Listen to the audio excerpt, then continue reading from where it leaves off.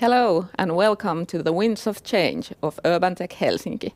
My name is Kai Sahonen and I'm the project manager. Here with me today is our business advisor Ari Seppänen. Urban Tech Helsinki is a unique cooperation between the City of Helsinki and Aalto University.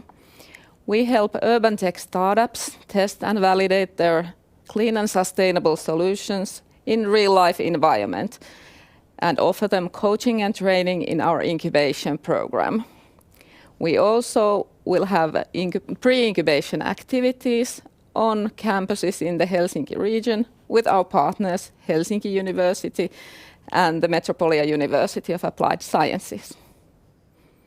So let's start with our program. We are happy to share with you, first of all, the keynote by Pia-Henrietta Moon, the co-founder of Carbon Culture. And after that, we will have a roundtable discussion with our partners to highlight how to support and giving funding possibilities to sustainable urban tech startups. And then last but not least, we are introducing our first batch of startups with their videos. We are so proud of them. So let's start and enjoy the winds of change.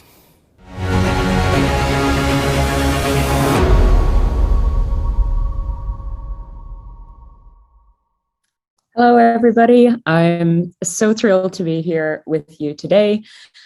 Congratulations, first of all, on embarking on your entrepreneurial journey.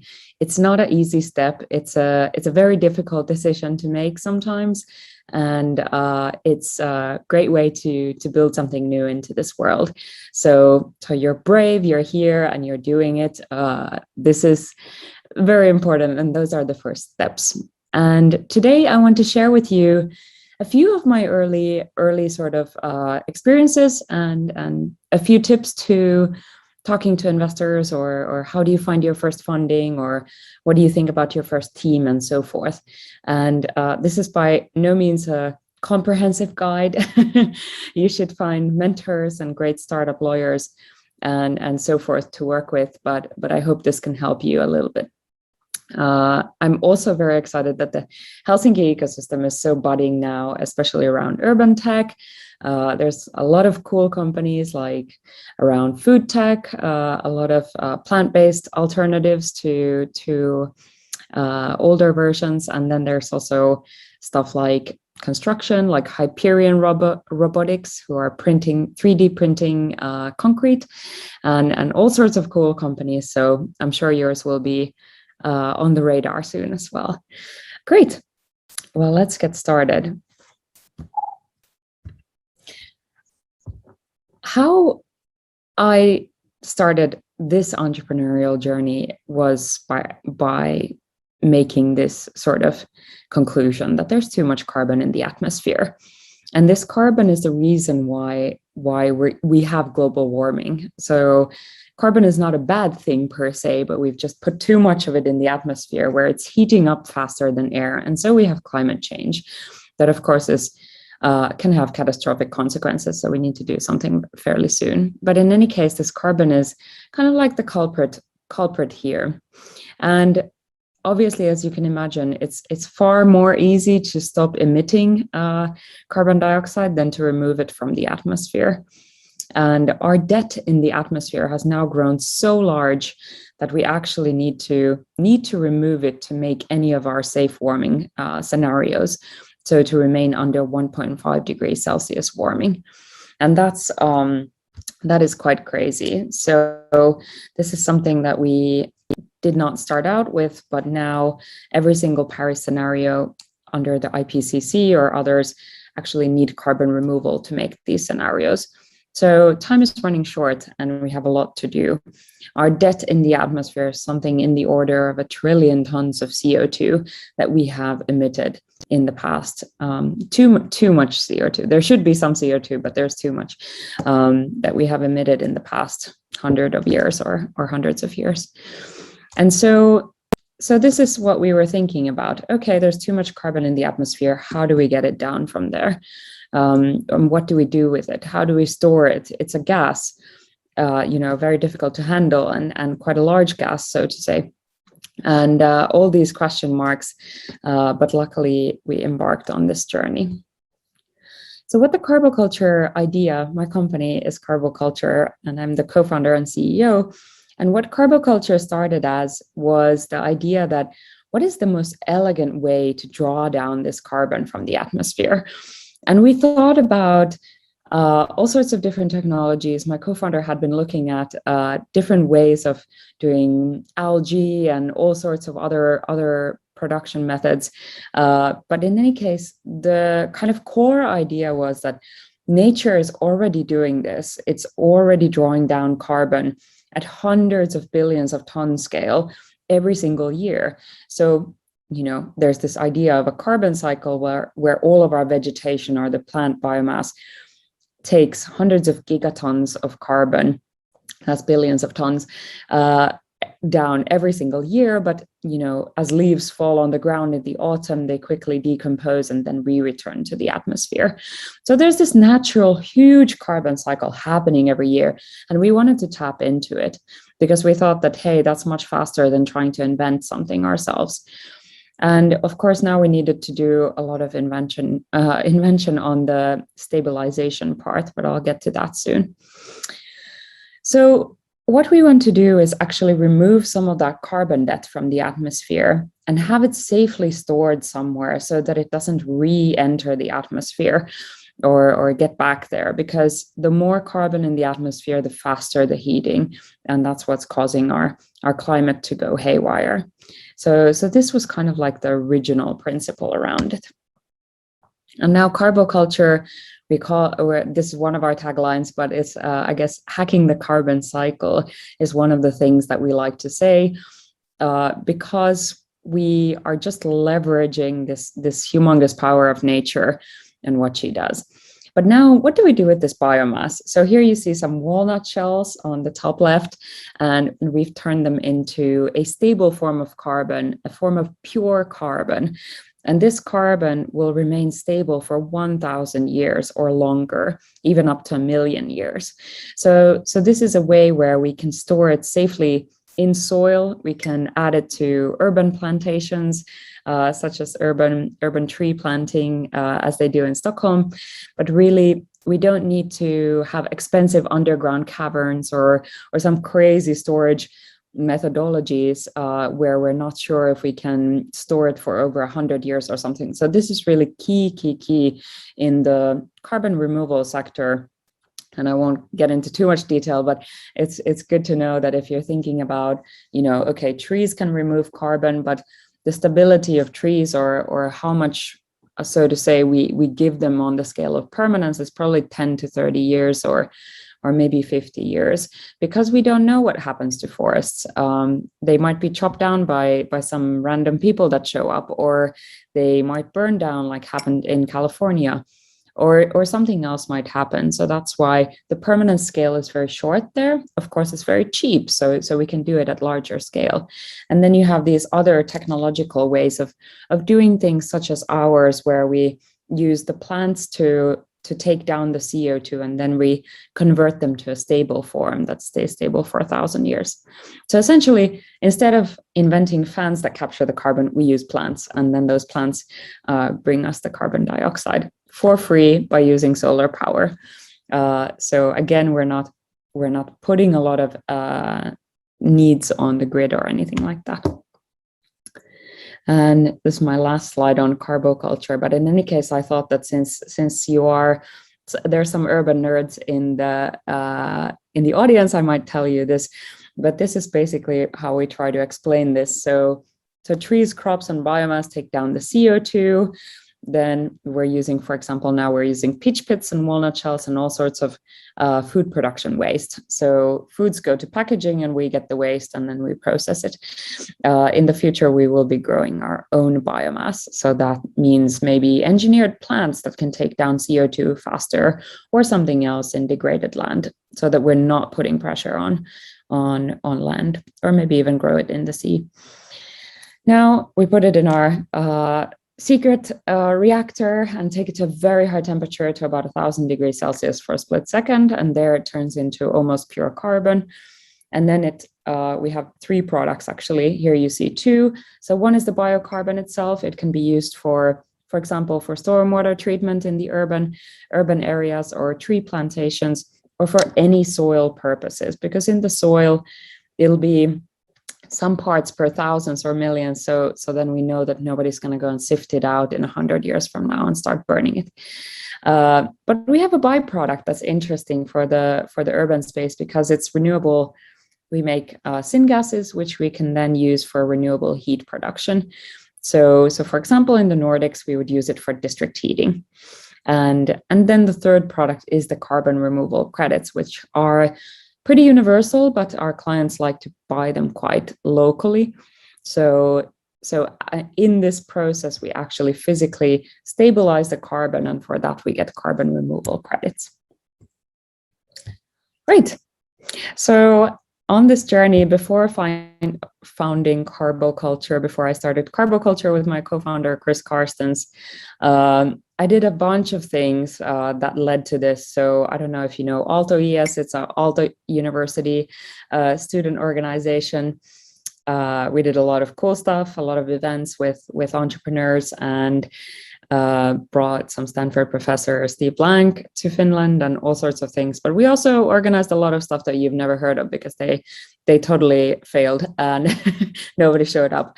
But in any case, we did a lot of stuff, and that became very close-knit family to me, and a lot of those people have started companies since or gone to work for startups, and that's quite cool.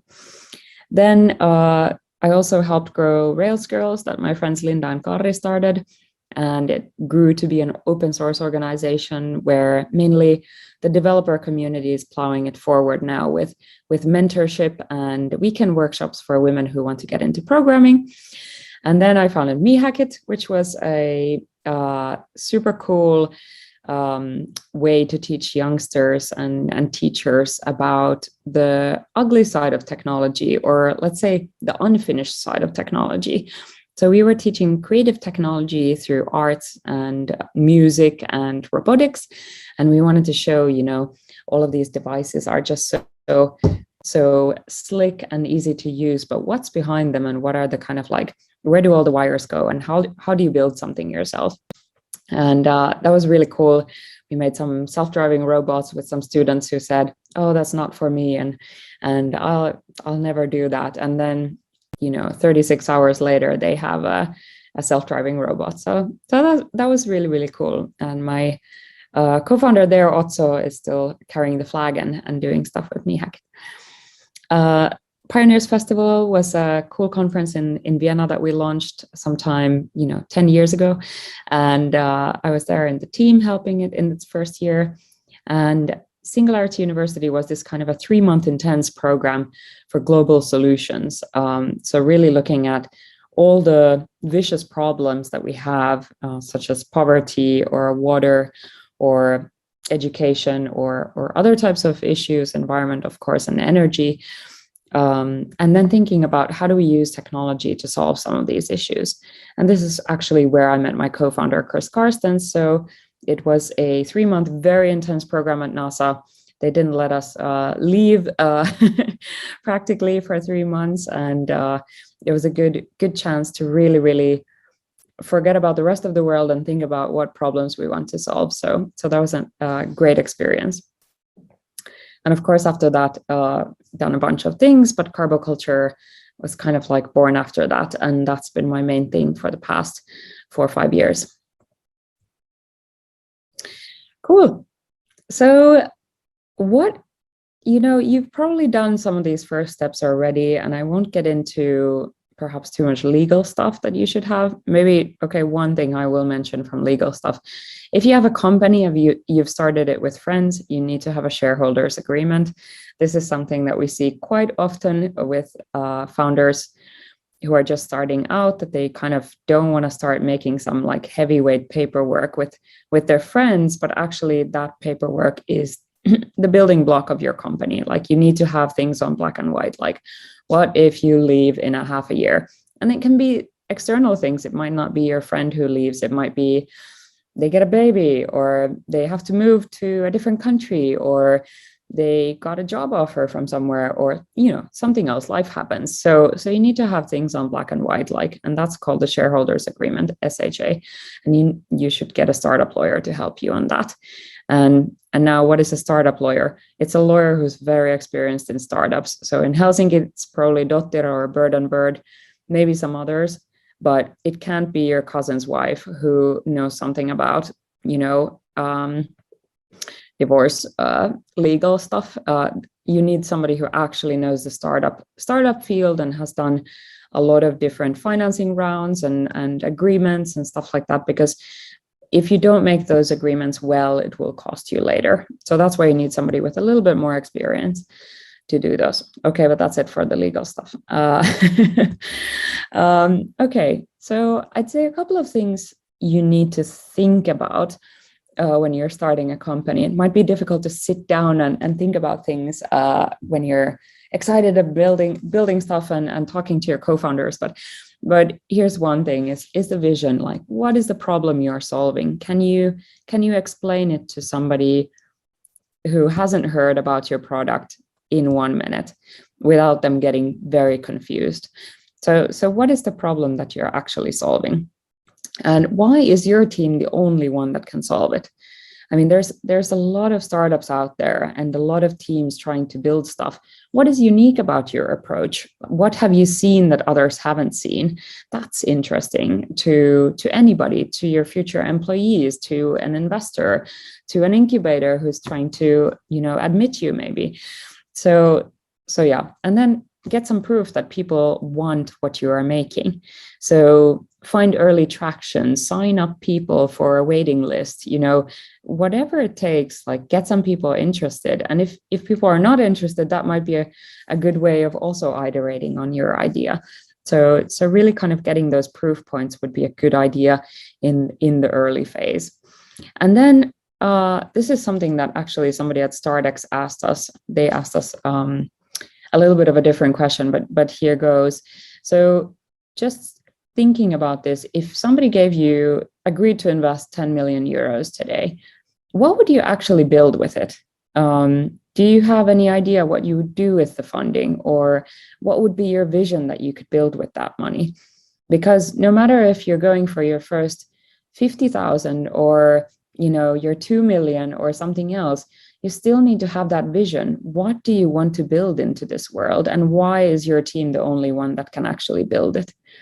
And if you can't answer those questions, then you need to go out and find some answers from the world and from your team.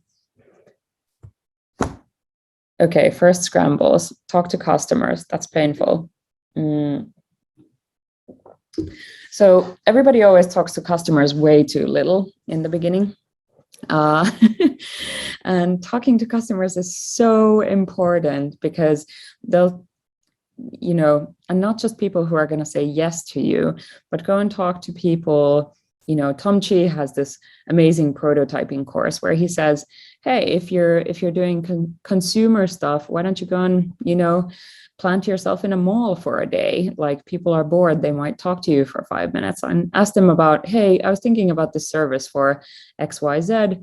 Do you have a few minutes time to answer questions? Or, show them early, you can draw a few boards and have your prototype there, and just tell them okay, imagine this is a website and this is what you're seeing. You don't even need to build the first website. You can just kind of get people to imagine your product and then give feedback. Of course, if you want to, you can build the product first, but it'll create a lot longer iteration cycle if you actually, every time you get feedback, you have to go back and actually build the app or whatever you're building. So sometimes these early conversations and kind of play mock-ups can be really, really important, because there you get rapid feedback that you can quickly iterate on. If it's a Google Slides deck that you're using to talk to customers, maybe in urban tech, you need to go and talk to some people who work for a city or some part of it, or to companies, then you can have a deck, and, every time you get feedback, you can quickly iterate on that. And then you can start shaping, what are you actually building? But talking to customers is so important, because you don't want to build something for 6 months, use all your money and effort and time, and then come out and say, finally, it's ready. And then it's not something that people are excited about.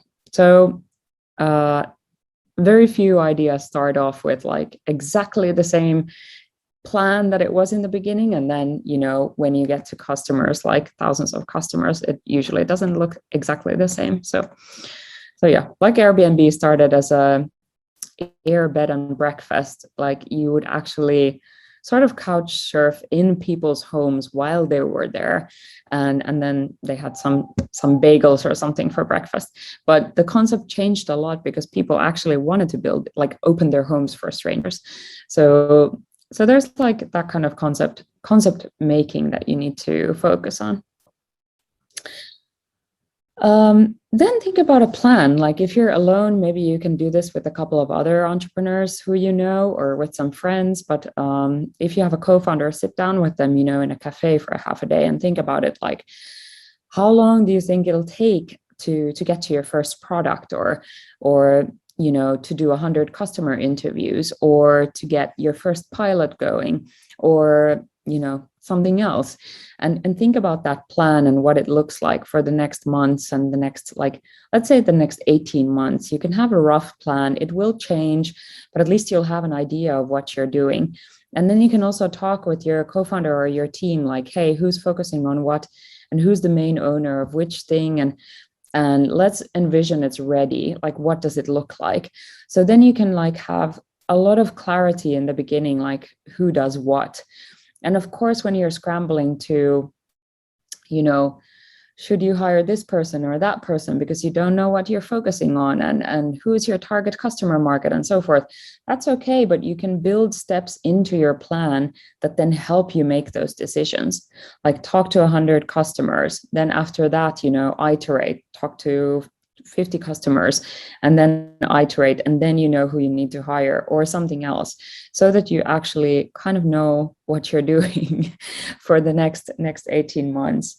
And then of course, like, you go through that discovery phase and you try to find something that actually resonates with people, and that people are like, yeah, wow, why hasn't this been done before? That's like ideally your scenario. Or people are like, you know, how much of this can I buy? So everything that your startup should be focusing on is product market fit. Because if you don't find product market fit, and that means the ideal customer group for what you're building, pretty much everything else is going to be vain. Because if you don't find something that's like repeatable and scalable and that people actually want, then there's no point in building a business team and a PR and a marketing sector and all these things in the company if what you're making is actually not something that people want. And so, or that the world needs, you know. But in any case, that's why that should be your laser focus. Like, how do you find out what is the thing that your company is going to start doing? Because at some point, if you want to grow a lot, it would be good to focus. Because then, you know, okay, for example, with Carbo, we were thinking, okay, do we go and replace activated carbon for water filtration, or do we do, you know, soil stuff and so forth? And those would have been two completely different tracks with completely different experts, sales channels, networks, customer groups, et cetera, et cetera. So we would have had to change everything from our production technology to the distribution, to our salespeople, to everything. So you can't really build, when you start building your company, you can't really have like, you know, 5 different companies that you're building. You just don't have enough money and time for that. So eventually you will need to choose one to accelerate in that area. So find that area and make it your main priority. And yes, there will be other things you need to do. You need to look at some paperwork or chase some investor down or something else. But the product market fit should be your number one thing. And of course, you need to plan out how you're going to pay your rent for the next 6 months. If you're a student or if you're working elsewhere still or something, you know, that's great. Then you can use that sort of flexibility in your schedule and in your living costs, that you can just start building stuff and see what sticks. That's awesome. If you don't have that flexibility, then you have to start thinking, how are you gonna get some money in? Is it gonna be grants? Are you going for government funding? Can you get your first pilot customer in who would be enough money for you to work for the next months? Or do you need investors? And are you gonna find investors for your idea? And so forth. So there's a lot of question marks. And I know we have a lot to cover still. Another very, very key component of your early stages in your startup is your early team. These people are self-starters. You do not have to handhold them. You don't need to tell them what to do. They can look at stuff and see what needs to be done and crack on with it. They're almost like founders. They are your founding team. They can handle the uncertainty, work odd hours, whatever it takes, and have fun while doing it. And those are the people you really want around you. They think about putting, the company goes first, your colleagues go first, and then yourself. They don't have ego that they need some titles or they need some raises or something like that. Like, you need people who are ready to kind of do the shoveling with you and start building that company. And you'll know them when you find them. And you'll probably also know when you haven't found them. So listen to your instincts. But even though they're loyal, you still need to look after them. So obviously, these are your most precious people on the team. You really want to look after them because it'll be so difficult to replace them. If they're doing well on your team and they're fully onboarded, they're fully going, these people will be so critical to you.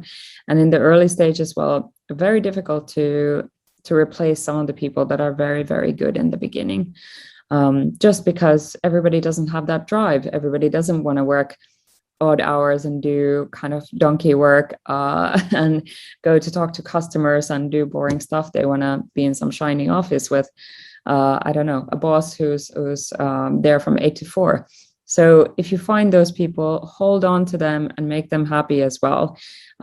Be open to them, share information, take them out for dinners and have fun and stuff like that. So really, really, and don't do anything silly like screw them over in their pay or something. The startup scene is very, very small and you don't want to do that kind of stuff. No. So really, really take care of your people. And of course, if there's somebody who's not working out, then it's better to make sure that that you let them go, or that they understand that, maybe it wasn't a great fit, because it'll be bad for you and for the person if they try to do something that's not a great fit. But in any case, that you should already know from interviews or if you've worked with them before. How do you find these kinds of early team members? One is probably you've done some projects in your schoolworks or university stuff, or you've worked for other companies or something else where you sometimes just sync really well with some person and you respect them for the kind of like work ethics. I would say those are probably great candidates for your early team members.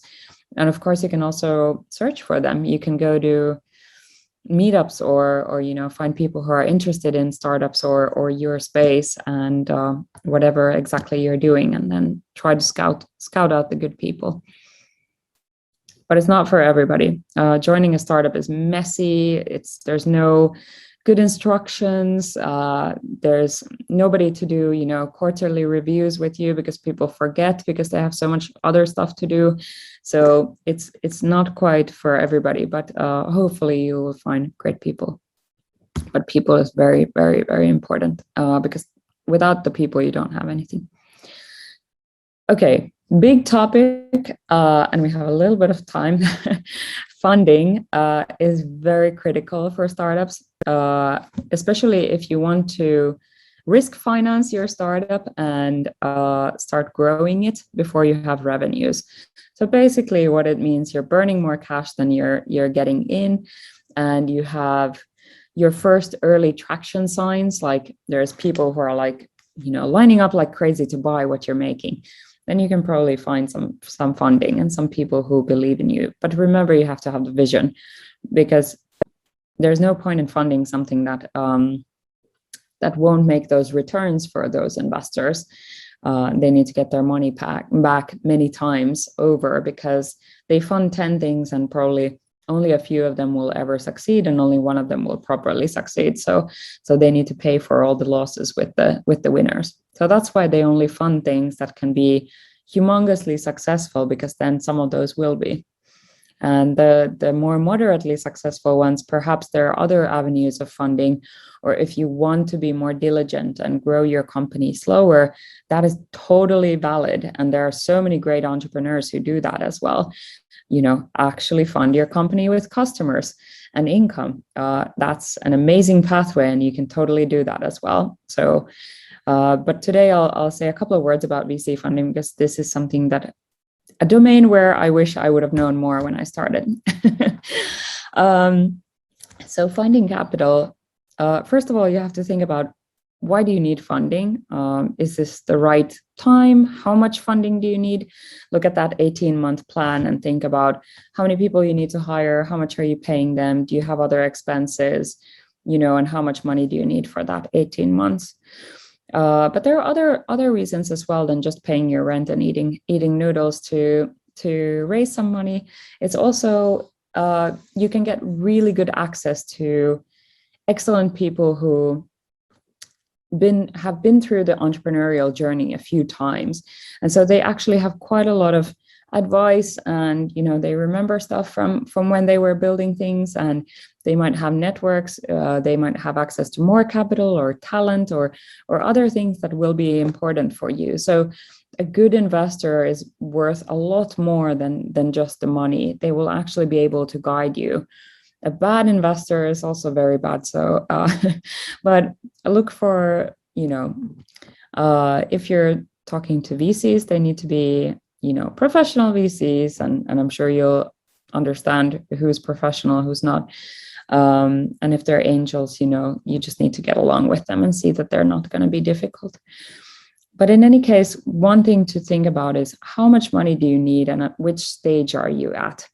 So especially funds, angels have their own amounts that they do. So you can go to Crunchbase or AngelList and go and see how many deals have these investors done, how much do they typically invest?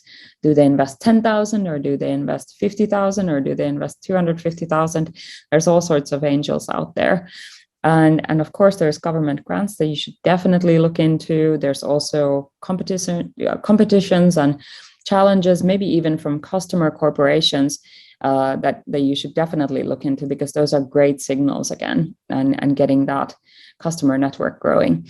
And then there's VCs, and VCs operate in stages. So if you're early stage, you're probably at pre-seed or seed stage funding. And if you are at a seed stage level where you have early customer traction, you have a great team together who have built cool stuff together before or something, and you have a few pilot customers in the pipeline, and it seems that your market is growing like crazy without you, that could be a good kind of like stack for a seed fundraise. But you should only go to seed level funds, like somebody who a VC who typically does Series A or Series B or later stage is going to be useless to speak to. They might speak to you still because they're always curious to meet people, but you should talk to VCs who are in your domain, in your field. They do urban technology. If you're a hardware company, they've done hardware before, and they typically invest, if you say I need 1.5 million for the next 18 months, then you would want to find a VC or a lead investor who can put at least half of that on the table, so 750,000 euros. Or then you decide to raise 250,000 and you take it only from angels. That's, what we did in the beginning as well. So there's all sorts of ways to think about your fundraising, but you have to first think about, what do you need to do to prove yourself in the next months? and how far can you get with your customers and grants and everything, and what do you actually need? Like, are you at a stage where you can accelerate, or are you still in the discovery phase, and so forth? So just sit down with a plan and maybe get a mentor or a few. Mentors don't charge anything. They should be somebody who, you know, is a few programs ahead of you. They've done a startup before, or they're, you know, somebody else that you can trust. So yeah. Cool. So a couple of, I'll just name two types of risk funding that are very common in the Helsinki startup scene. So either you do a convertible note, which means that it's a paper that says, I give you this money now, and this money converts into shares at your next fundraising event. And typically you would give a discount for that investor. Like, I would give you now 50,000 euros, and then I would get a 20% discount from your next fundraising event. So then your shares would be 20% cheaper for me than for everybody else. And then that 50,000 would go towards shares. It's very fast to do. You can turn around a convertible note with a lawyer in a week or two, very, very fast. You can do, with the same note, you can do 20 investors. It's very straightforward and a very known sort of way of doing it. You don't have to negotiate your company value or how much the shares cost. That's all then delayed to the fundraising round. And then a funding round is a proper round where you typically have a lead investor. So you need to find an investor who's ready to lead the round, who takes about 50% of the round size, and then starts, you know, pulling together other investors as well. You will find the other investors very easily once you have that lead investor in place. So get the anchor first, and then get everybody else around. Typically that's, you know, when everybody wants to join. But so at that round, it's an actual sale of the stock, and there you need to negotiate with the investor on the price and how much of the company are you giving away, and so forth. So that's a little bit more complex, takes more time. Just the negotiation, once you found the lead investor, just the negotiation until you have and the due diligence, like checking your books are in order, and you have your shareholders agreement in place, that will take many months. So it's a far longer process. So don't expect to go and raise a seed round and have money in your account next week. Probably not going to happen unless is your fifth startup that's very successful. So yeah. Okay. And a couple of things I know already said from here. So look at people who are funding your stage in your area. You know, if you're doing, what would I say, like something in constructing drywalls with robots or something, then, you know, you need to find investors who are comfortable with that kind of a domain.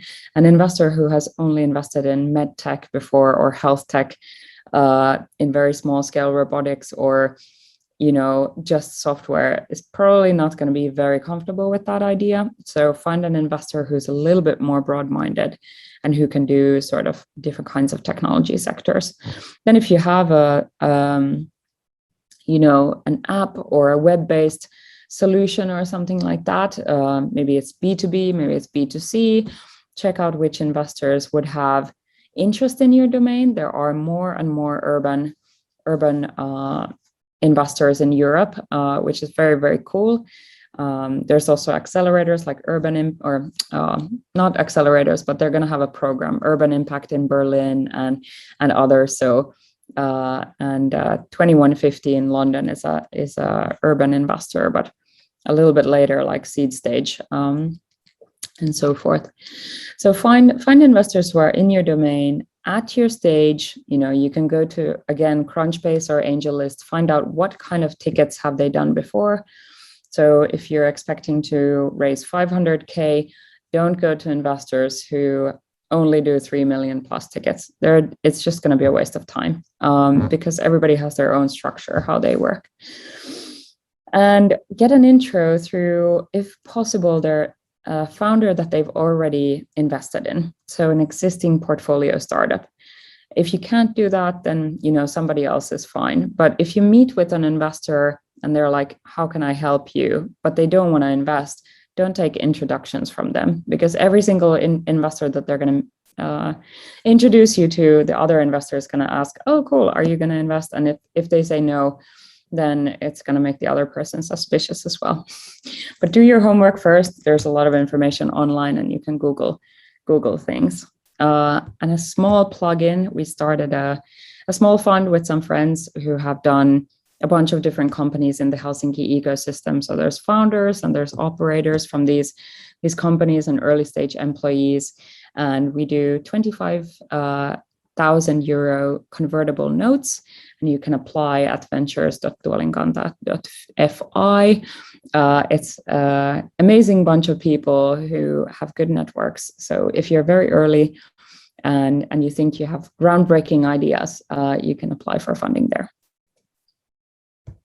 Cool. Thank you so much. You can follow me on Twitter and find us at carboculture.com. We're also always hiring for people, so exciting. Go and see what we have on offer. And I love this quote from Khalil Gibran, because I really feel like what I want to impact and what I want to, do in this world is so visible through my work, and I'm very, very grateful for that I'm able to do these things, and I hope you will also find that joy. So here's a couple of extra questions that got asked by the community. I'm running slightly over time, but I'll still take a few of these. So how different is it to build an impact startup to a regular startup? I'd say that I think everybody who builds a company wants to impact something.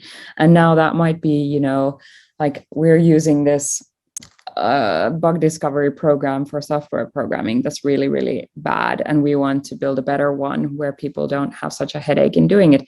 That's fine, but they also identified a problem and they're building a startup to solve that. So in a way, I think everybody is sort of like going for impact in their startup. But now when we talk about impact startups, maybe we talk about something, more in the ESG field and so forth. I'd say maybe some years ago it was different to build it, but today it doesn't matter. All investors like impact startups. I won't say you have to worry about that at all. Building a company that started from academic research, well, that's interesting, right? And there's always these opposing forces of like, R&D forever, like let's just keep on researching stuff until we find something like in a far away from customers and from the real world. And then there's like the sales team who are like, get this stuff out now. And you have to kind of manage that, those opposing forces in a way that makes sense for your company. But yeah, definitely research-oriented startups are fun, but you have to make sure that you're not just doing research, that you get stuff out into the world. How do you get all stakeholders to share your bold vision? You have to first build that vision and believe it yourself, and then you'll be much better at communicating it to others. And just practice. How do you get people to understand what you mean in a minute? And what's any advice for entrepreneurs in an incubator or accelerator? Yes, I've been through StarDex at Stanford and a bunch of other sort of programs. I'd say that there is a lot of network in these types of programs and a lot of help available, but it might feel overwhelming because there's so many things that you could ask for. So really try to understand, like, what is it that you need, and mostly who is it that you need to speak to, and what would solve your problem, or who would is it a customer, is it a mentor, is it a specific field that you need to speak to, but who is that person who could help you? And I think if you have those answers, you can go back to the team at these accelerators or your colleagues or the email lists or whatever your tools are and say, hey, I need this. Can somebody help me? And then usually if you have a very specific ask, people can help you easier. If you're just like, can you think of any investors that I should speak to? That's very, very, very generic. But if you say, hey, I need to speak to seed stage investors in spatial modeling of indoor buildings, or investors in the 3D space or early stage software or whatever, or I found these 5 investors on Crunchbase. Can somebody introduce me to them? That's a much better ask because then people can actually help you easier. Great. So I know we're over time. Thank you so much. And thanks for letting me participate from here in Singapore and hope to see you soon someday. Thank you very much. Hey, just saw a LinkedIn post about Urban Tech Helsinki. What is it? Yeah, Urban Tech Helsinki is an incubator for clean and sustainable solutions. We help to turn business ideas into growth-oriented startups that help solve the challenges of modern cities. And the best is that the program is free and flexible. Free and flexible. Sounds interesting. Our startup had this idea that might fit the program. How can I join? Just apply to Urban Tech Helsinki if your startup is under 3 years, has a scalable business model, a validated concept and a strong technology. The call is open January 2022, so stay tuned. We help smart cities to look for smart people. Exciting. We will apply.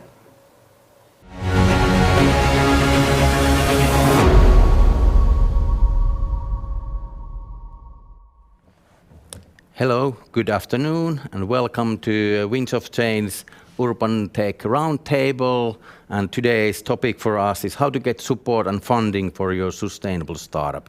And today I'm joined by an exclusive special group of people here with me from the Urban Tech region and the area. And I'd like to ask you first if you could kind of like state your name, your position and your organization, and especially tell us what's the key area that your organization is supporting on the urban tech startups. Maybe you could start. Okay, my name is Marko Berg. I come from University of Helsinki, and we support startups by investing those in through Health Seed program to student startups, and we have been investing longer time to research-based University of Helsinki spin-outs. And we have also Think company in University of Helsinki, putting up the student entrepreneurial atmosphere in the university, and lots of more things coming. Excellent. Hello, great to be here. My name is Anna-Stina Tähkävuori, and I'm the Director of Innovations at Metropolia, a data-driven construction innovation hub. And what is the key support? I think there are 3 main key supports. One is, of course, obvious student projects and student collaborations. One is RDI projects, different kind of projects that we can apply funding together, or then startups can join some projects that are going on at the moment. And then maybe the unique one and the third one is the test beds that we have in our 4 different campus areas. Okay, sounds interesting. How about you? Yeah, my name is Aaro Angerpro. I'm the Vice President and the Treasurer of Aalto IS. And the main benefit that we offer to startups is actually the community that Aalto IS offers. So we bring together like-minded people who have an entrepreneurial mindset and therefore enforce them to take ownership of their ideas. Excellent. Hello, I'm Kalle Toivonen, work as Senior Specialist in City of Helsinki's Economic Development Division. Our unit is focusing on offering the companies, developers, testbed services, so utilizing city resources to develop new type of solutions, and of course we can fund those experiments as well. Excellent. So we're going to have a lot of interesting views coming and different support. Okay, but let's tackle a little bit on the challenges and issues. What you have, maybe you can share a little bit how do we give more support on sustainable urban tech startup and founders especially? What do you see, what kind of issues or challenges have you seen in the recent years that we would need to put more emphasis and tackle on? Who want to jump on this one first? Well, I can start. So from the public sector's perspective at least, maybe the main challenge that we have is perhaps the fact that we speak a different language than the startups do. So often there is a miscommunication about the expectations that you might have on new services. And through our testbed actions, we try to actually ease the trouble. So try to get the startups speaking the same language as we as public officials are. So that's one way. So like communications improvement on the Definitely communication and expectations maybe. So you can actually get what you're expecting to have. Yeah. Okay, very good. Yeah, so we are more about creating the community where people can come together. And for example, we have this project called Tech Helsinki, which is a community for impact entrepreneurs and people who are interested in solving the societal problems through impact entrepreneurship. So that's a concrete way that we want to inspire people. And is there something you see that you should emphasize even more on how to attract more people, or is it flowing like a nice river at the moment? Or yeah, of course we should maybe take more action into having these concrete ways that we could get people to know about these things that we have at Aalto ES.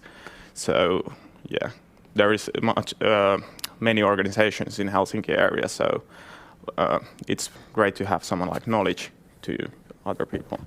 Okay, good. Yeah, well, one thing is that how to support in these challenges is how to make the testing. Many startups have like some kind of solutions that they want to test in real life, in practice, and that's one main challenge. I can see that. Okay, and then about do you see that there would be there's not enough testbed environments available, or there's not knowledge about them, or? Yeah, that's one problem. Not knowledge and not enough test beds.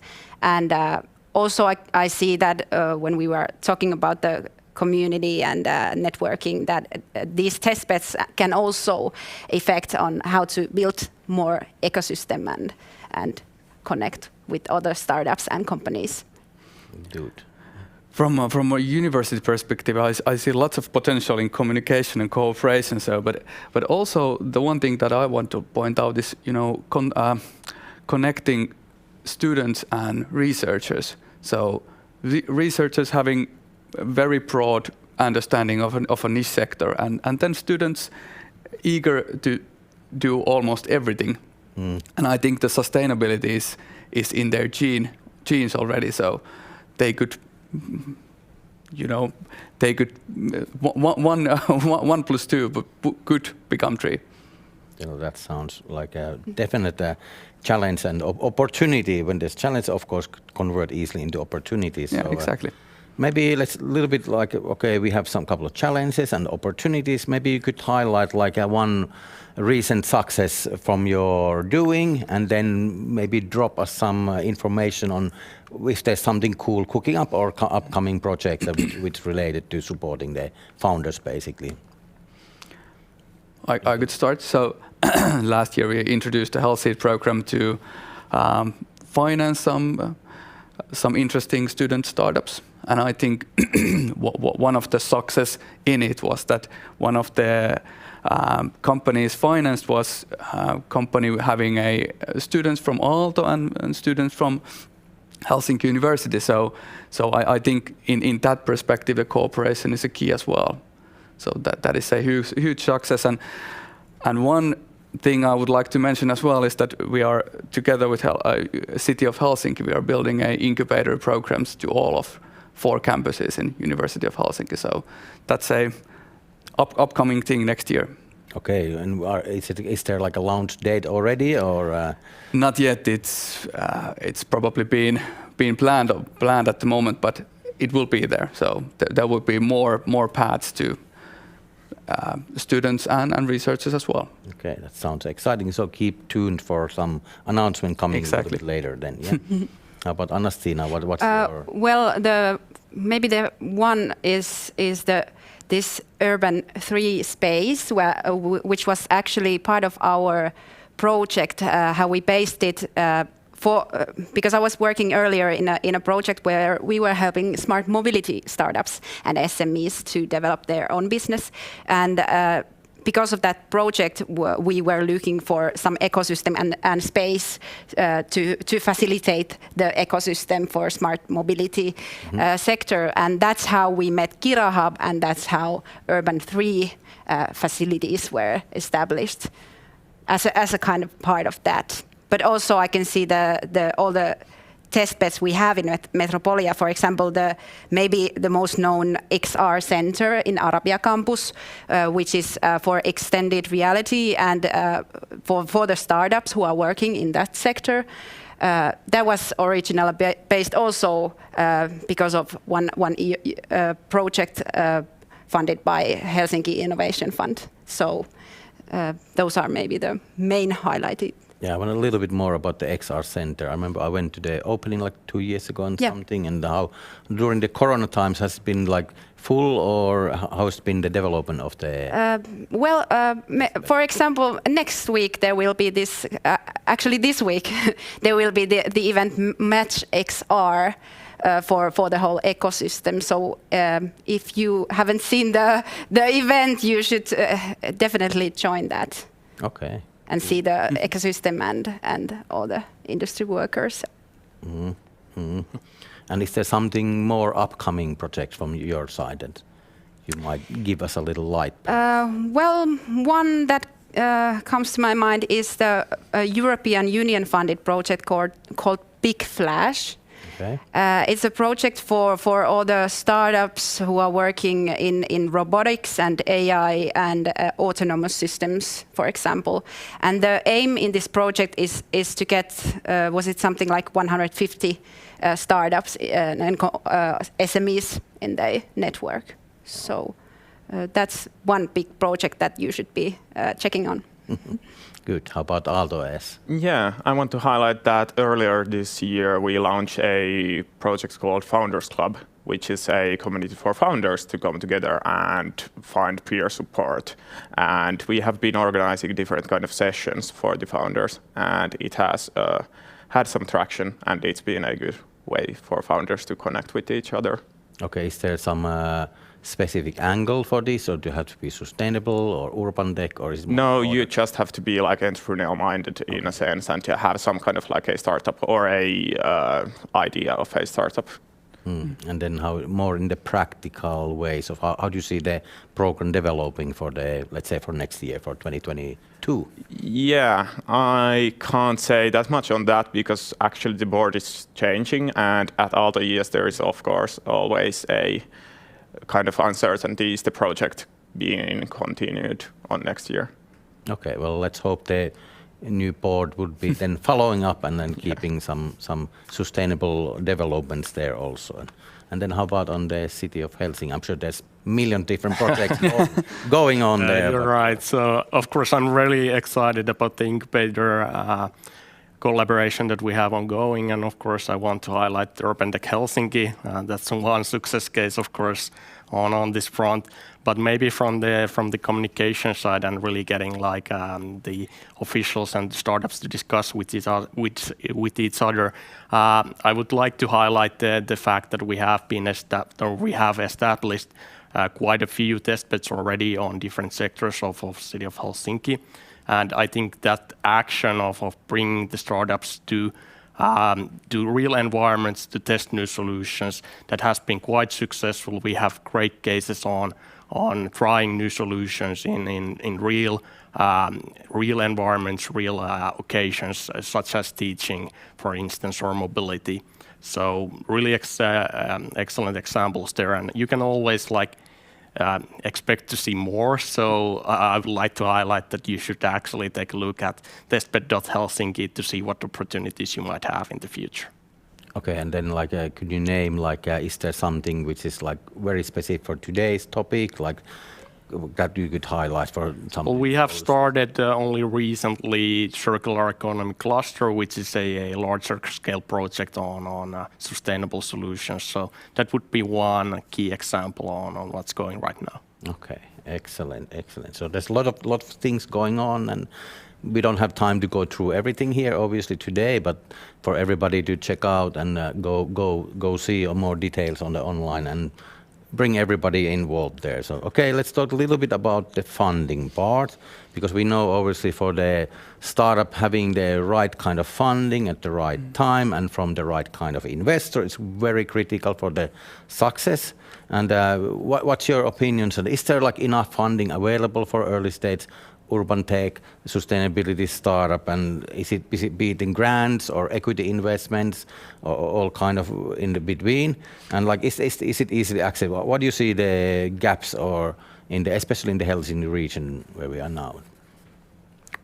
Maybe I start. So as stated before, of course, we have now invested more on the incubator services, and we're really pushing effort there. So there has been a huge gap on early stage funding, of course, and I'm happy to see that it's developing. Maybe something that is still there. I think there's a lot of opportunities out there for startups, but the communication about these opportunities is not the best possible that might be. So there's still a lot of work to be done there just to get knowledge on what's actually available and how can this be utilized. Yeah. So definitely there's always like ask for more funding, and of course I would be happy to see more funding coming to Helsinki region, but I think it's more about the opportunities and not only the funding, but really representing the startups with interesting challenges to solve and participate too. So also the bigger kind of like the impact of the startup, which is definitely more also not on the only funding part and not making money, but also but obviously from the investor point of view, that's a logic that you can do good, but you need to make some returns also there. Maybe we'll get back to you shortly related to that. But how do you say from Aalto as from the very early, you bring people with ideas and you convert them into startups, and how do you see especially the very early stage funding part currently, and is there gaps, or do you see that there's enough money available for the good startups? Yeah, of course. For good startups, there is always money available if you are just good enough. But like, at Aalto ES we don't provide any funding, so I don't have that much of a excessive knowledge on that subject actually. Okay. How about from Metropolia? Well, I think I'm not the best person to tell you about how to find funding, but maybe to highlight the possibilities that we can offer for help to find it is the now just started the pre-incubator program called Campus Incubator, funded by the city of Helsinki. So I think, like Kalle said, the main thing is to find the right partners, and if you have problems to get funding, so you just have to find someone to ask for help or obviously getting investment ready, and especially if you're coming from the deep tech or from the science space, how do you formulate the team and having the right kind of expertise there so that the investor, because they look at can this team really execute that and then on this vision? So that's very important. But maybe you are directly involved with the investment part, so maybe you can share a little bit more about the Health Seed and kind of like emerging from the university. And do you have anything like tell us like what's cooking in the investment program? And do you see some gaps there at the moment, or? Well, I think the largest gap is the support. So there is lots of that available, but still I think the support at the very early stage is even more important than the money. So and as said, it's available, but still that is hugely needed. And I think that angel investors could take some of that part as well. So they could have the kind of a very small ticket, but give help and be there to invest more when the case matures. But regarding Health Seed a bit more, so yes, so we invest in student startup, 10 to 50k euros, and there needs to be one student from University of Helsinki, and we of course provide also support, but I wouldn't say that we are kind of same kind of a support that angels could give. You're not like fully hands-on. Exactly, yeah. So we have money and the network part. Yeah. Do you do like follow-on investments? It's possible, yes. Have you done? Not to Health Seed cases yet, because it was launched last year and first investments were made this year, so they are quite early on still. Still cooking. Exactly. There. Okay, and is there any kind of like, just one more is there some sustainability angle in the Health Seed opportunities? Or? Not particularly, but I would say that almost all of the student startups or the cases which I've seen have been very sustainability driven. So I wouldn't see that as a thing that we are worried about. Okay, well, I'm happy to hear that. So it means that we are moving towards the putting impact, putting sustainability in everything we do.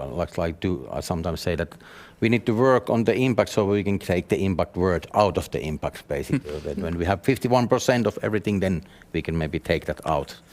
And okay, we're running out of time soon, but let's discuss a little bit about, especially we have schools here. So how can we engage the students better on the either jumping to create their own startup or then joining a startup or a project on like that? Is there any how can we engage even more? Even I hear good news, but what's lacking even more to engage the students?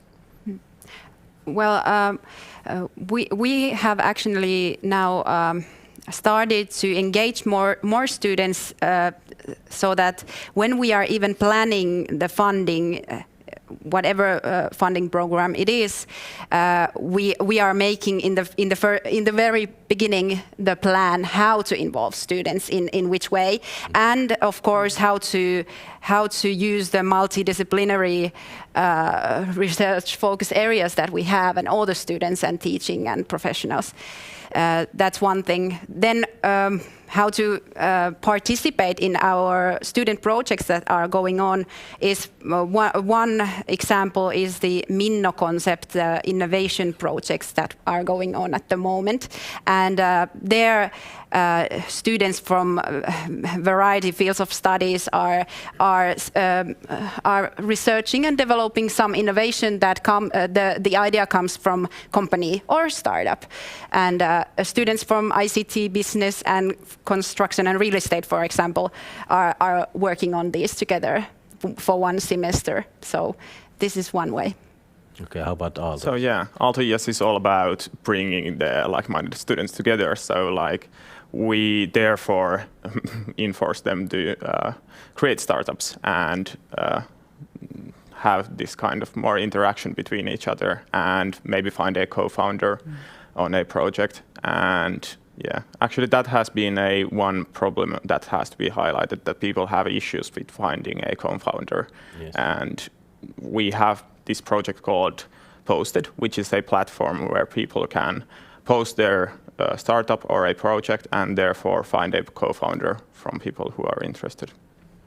Okay, but that's an excellent thing. So that is, I think, one thing that students could take an action is to join that platform and, you know, hail their kind of expertise and wanting to become a founder partner of some project. So yeah, it's a great initiative. Yeah.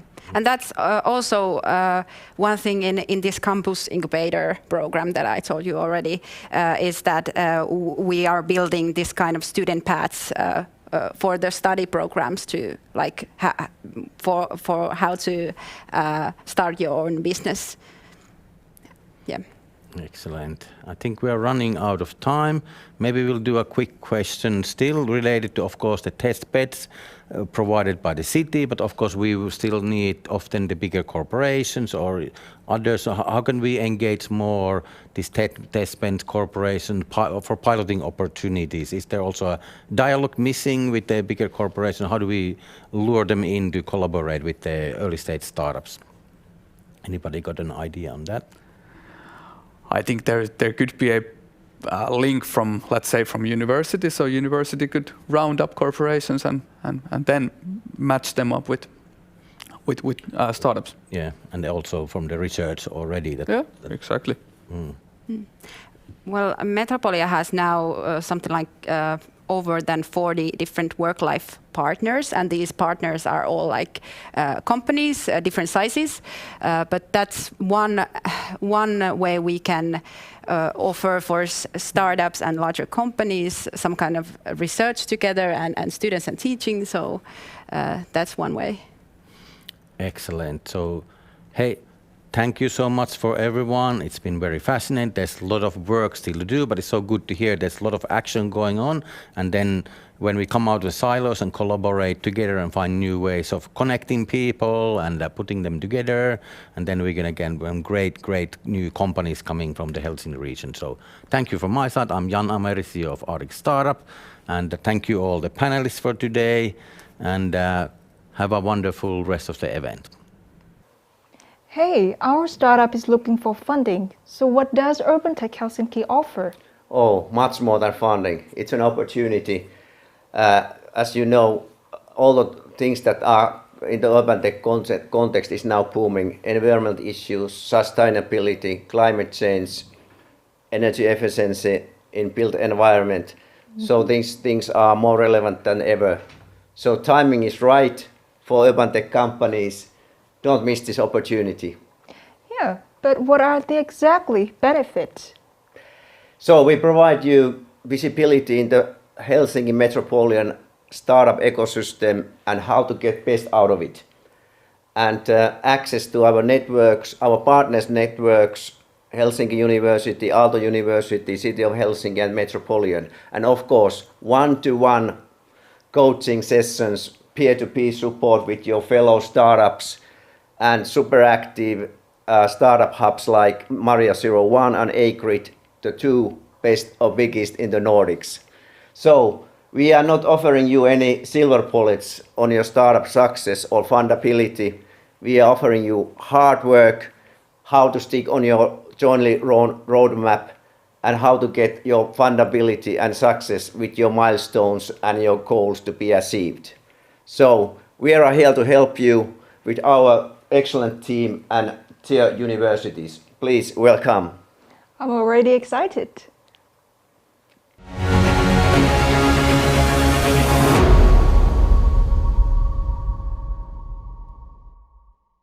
We are an Aalto University spin-off with a mission of providing carbon-neutral construction solutions for extreme environments.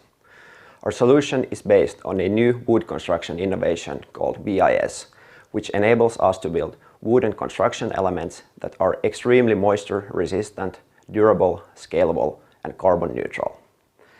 The first products out of BIS Tech are vertical farm buildings for urban farmers. We have chosen this path because BIS Tech is tailored for the extremely humid indoor environment of vertical farming, and because we believe that we can help this industry by replacing concrete with wood. We have now combined BIS Tech with the best smart data and plant cultivation solutions to offer you a turnkey vertical farming solution. Our vision is to make urban farming easy, profitable, and sustainable from Alaska to Australia. So give us a call if you want to start producing your own food. Thank you.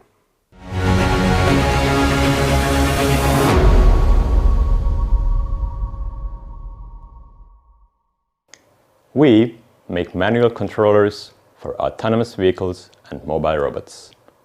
As more and more semi-autonomous vehicles start moving around us in cities, these new vehicles need operators with new ways to control them. And that is where we come in. We know the struggles of autonomous driving operators who don't currently have intuitive, safe, and robust ways to control these vehicles every day.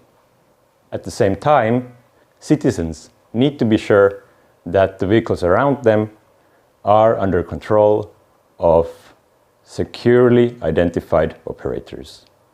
We focus on being the missing link between these fleet-supporting human operators and their autonomous vehicles, reshaping the way transport is controlled.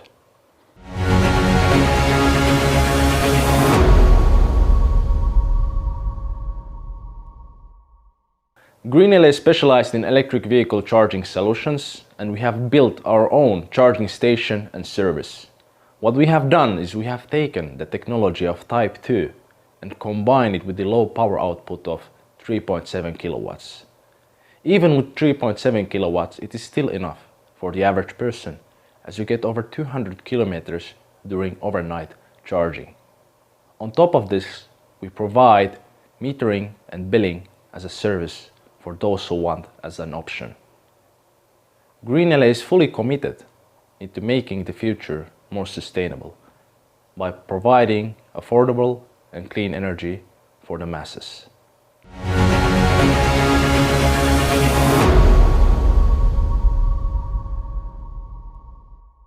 Our company, Evergreen Walls, is focused on providing automated farming systems for local food production for businesses and households.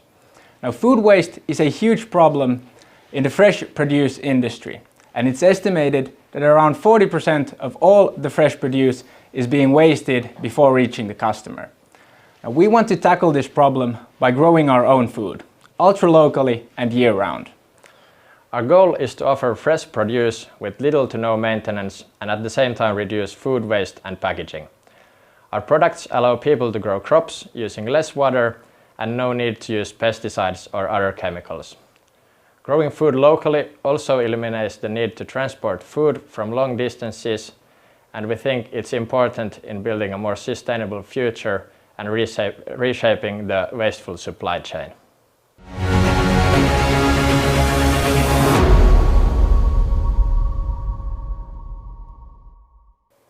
Urban farming is not only a fun hobby and an ecological way to produce your own veggies in your backyard or in your balcony.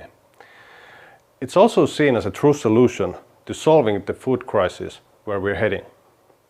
We want to make growing as easy as possible, and that's what Block Garden is all about. It's a ready-made garden box that we deliver to your doorstep in the spring. During the summer, we help you to grow those plants with our dedicated app. You get weekly tasks and instructions on what you should do with the plants so that you're successful. In the autumn, we come and collect back the box, recycle the soil, and store the boxes for the winter, so they're all set for the next season. Block Garden is for kindergartens, nursing homes, private people, restaurants, rental housing, for anyone who wants to grow fruit close to you.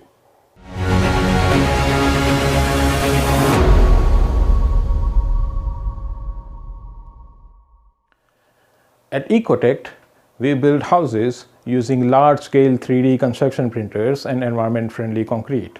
The challenge of construction industry today is that it's very labor-intensive, it's very time-consuming, and also it's responsible for 11% of the total global CO2 emissions. We are changing this. So at Ecotect, we can create beautiful, very complex, and efficient structural designs which can be directly sent to our printers, and we can construct the houses.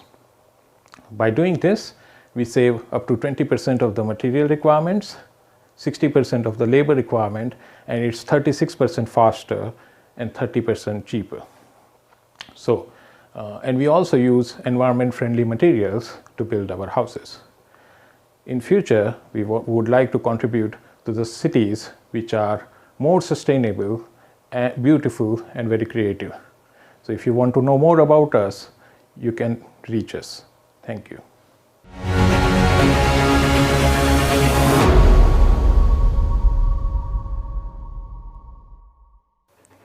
Antibiotic resistance is a silent pandemic compared to COVID-19, but it will be far deadlier. Imagine if you would be hospitalized and there would be no antibiotics left that could treat your infections. This would be because you were infected by bacteria that are resistant to antibiotics.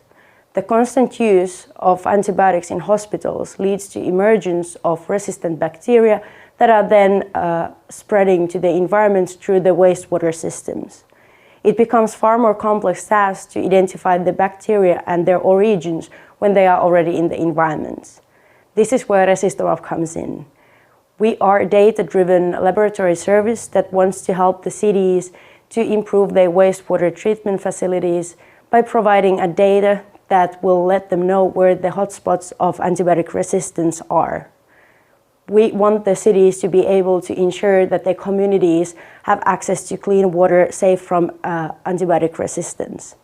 Join us to the fight against the silent pandemic.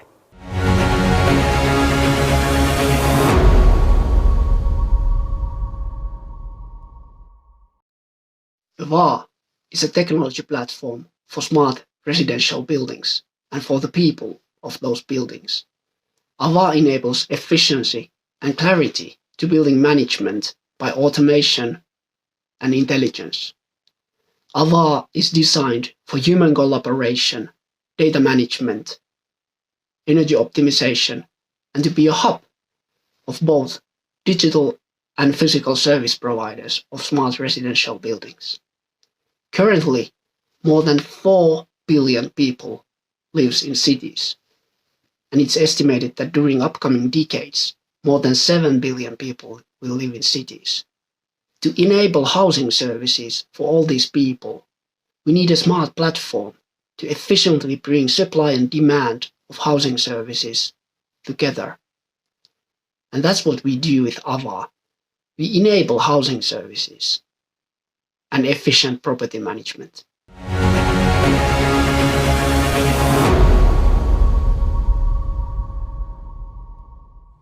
Hi everyone, my name is Violeta and I work as an intern in a mobility startup, Dash Factory, which is located in Leipzig, Germany.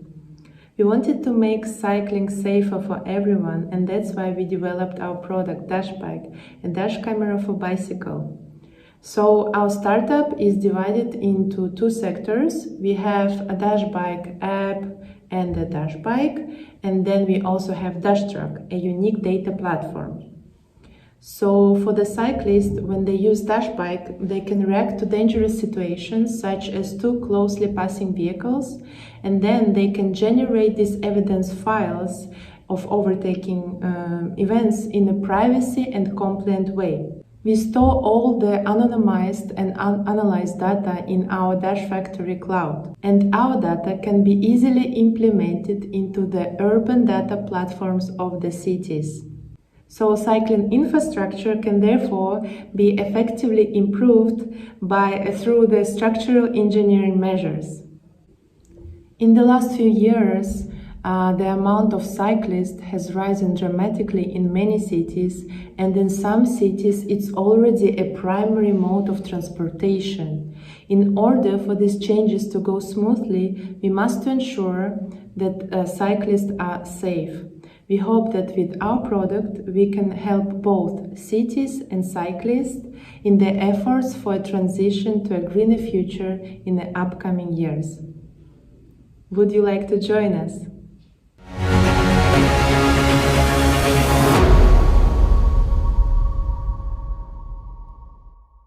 Thank you so much, Pia Henrietta, for the keynote, partners for the great discussion in the roundtable, and of course our loving startups with the great videos.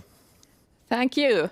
And our next call for innovative urban tech startups will be opening in a few weeks.